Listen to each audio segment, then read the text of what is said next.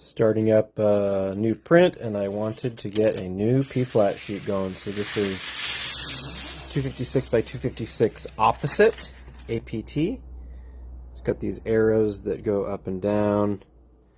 So let's get it rocking. We are printing up a fan for the Printed World Conference in Amsterdam. And I print at 35 millimeters a second on these plates. We've got 14 minutes left, and it's cooking.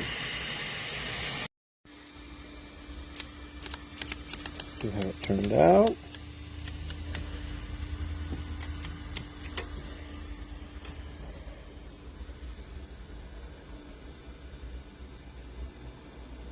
Awesome. Okay, next step is assembly.